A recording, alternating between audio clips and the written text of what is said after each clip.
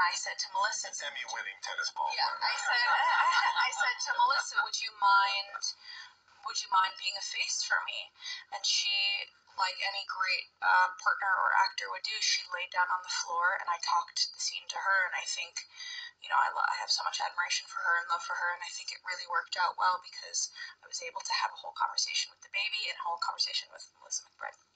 Behind the scenes information. And you ended up using that take with Melissa. That was the take with Melissa. We used almost that entire take. Yeah, it's pretty impossible to talk to a tennis ball. Try it. It's not super easy, so it was really awesome that Melissa was willing to sit in there for me, and she gave me some good stuff to work off of, and I was really grateful. I don't know if you all have opinions, but how old is the correct age for Judith to be 40. to killing zombies? Should she, what are you going to do, Greg? Should she be 40, you think? 3, 4? Should she start wielding an axe? I think you just strap a couple machetes under her and let her walk through the herd. She'll be fine. Seth, let me get down to you, because Father Gabriel's has changed so much. Do you prefer playing him in his early when he was timid and he was more perhaps hiding behind his faith a little bit, or when he's slightly more proactive as he is now? I think they're both fun to play, but it's interesting. I wouldn't use timid as the word timid would be part of where he was in the beginning, but I think the fun about where he was in the beginning was his inner conflict, and his inability to forgive himself, which for me was actually a little more fun to play because it's a lot more strum and drang, and you bring a little more emotion to it and deal with demons and all that kind of stuff. So that was really kind of fun to play, though it would have been extremely exhausting to do that for 2 years in a row. Of oh my God, here comes the weepy guy who can't kill himself and can't forgive himself. Oh, this is gonna be fun. But I'd watch it. Thank you, Tom. Checks in the mail. But aside from that, I like the fact that I think he's been trying to become proactive from the very early on in this season. So, and I think starting from putting up the little signs about having prayer groups, and having Rick, third grade bully take them down and then putting them back up was like his way of kind of saying, no, I have a purpose here.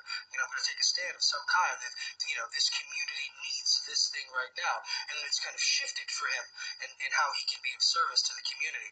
So, so that's kind of fun. But I really did enjoy the kind of, prepping myself in the mirror in my trailer, looking in the mirror and going, oh, you hateful, horrible, horrible, horrible person. That's why You're the trailer's horrible man. Yes. I was like, why is the trailer shaking? Why is the trailer shaking? That's Seth punching himself in the temple. And they come out and it's he's got that dazed kind of far away look. He's a brilliant actor. Yeah. And, he's internally hemorrhaging. But it was kind of, fun to play that, like guy on the razor's wire of trying to figure out where does he belong, where does he fit in this kind of new, post-apocalyptic world. So we should take the mirrors out of your trailer for should absolutely take the mirrors out. Everything out of his Gives you a trailer. lot. Yeah. You shouldn't even give him a trailer anymore, obviously. He should just stand outside all day long in the heat. Just Method acting. Now, I don't know if you know this, but Norman doesn't normally go anywhere now without some walk-on music. You have, I believe, so if we could just... come on, do we have it? This is the worst song. You ruined that song for me, because that was my wife and me, we danced to that at our wedding, and you've taken that away from us now. No. I believed him. We made sweet love to it instead of it. Oh, perfect. So how many, were you listening to that in those sheets? Were they playing that in, or did they just say we're going to put a really annoying track on later? I never heard that song until the show aired, because they never played music during any of those scenes, and the original song was a children's song. It was something like, "It's Okay to Cry," or something like that. But, I mean, those scenes were nuts to shoot. I mean, I was butt naked in those scenes, and like our camera crew had come in and dropped the rope, and they'd all look to the left like they were at Wimbledon. They actually looked right at it. They were all like, I'm like, hey. But it was an interesting day for sure. But no, and that song, like, AMC gave us a present, which was that record. Thank you very much. But I feel bad for the guy. I was like, how do you pick a song for this? And one of the producers said, it's hard to get a band to agree to have their song be used as torture. So we ended up with that one. But I think it kind of shot through the roof on iTunes after that. So. Well, there's a mix on YouTube where someone's looped it for 10 hours. And this is the Darrell experience, and you have to see if you can. Seriously, it's. So if you've got nothing to do this weekend. Well, now, why has Darrell not capitulated to Negan? Why did he not just say, I am Negan, and go through the motions? What do you think is going on in his head where he just cannot bring himself to bend his knee? I just think, like, unlike Eugene, he can't be swayed. You know what I'm saying? I think when he first goes into that cell and they're shoving him around and so forth, he thinks he deserves to be there, and he's just letting it happen. And I think once the photo of Glenn goes on the wall, once the photo goes on the wall, am I on? I think you're on, but we might have lost Alana, so we've got another microphone. Check. I think mine is working. Yeah, it's mine. But I think Glenn wouldn't want him to go out that way. So I think he's fighting for the spirit of Glenn and for Abraham, and that's not what they would have wanted him to do. So I think that's where he gets the strength to fight out of it. Eugene gave in faster than any other human being could give in to a tone. I mean, he didn't even have the question. The question hadn't even finished before you gave him the answer you wanted to hear. Now, how much of that is just the part, and how much is that you?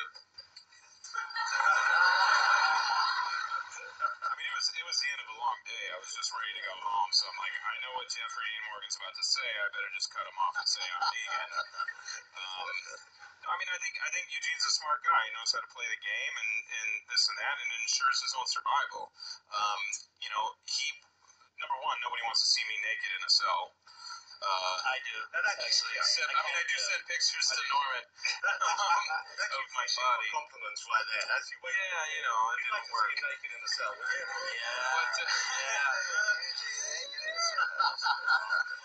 But I think that he's Team Negan at this point. Is he really Team Negan, or is he just surviving though? Well, I mean, both. It can be both. A lot of people are asking me, is he like Trojan horsing this thing? Is he gonna pull a fast one? I said, I don't know, and I don't want to know. I told Scott Gimple that just don't tell me because I don't want to know. It doesn't matter what happens. The fact is, he already said it, and he believes it, and that's where we are with this man. Tom, we haven't heard from you yet, and of course, you're as befits someone, because you were lucky enough to be born here, and as befits someone who grew up with a monarch, you're showing true deference to the monarch in the show. But Jesus is kind of the glue that's bringing all these different groups together in a way. Yeah, although I realised today he's kind of 0 for 2 right now because he took them to Hilltop, and so he introduced him to the Saviours, and then he was like, I think it's time for you to meet Ezekiel, like it was a big singer, and then they went, and Ezekiel went, nah, see ya, I'm not interested. So he kind of walks out there and like a hello, okay, good. He kind of walks out in there in kind of a depressed way. I think he's like, that didn't work either.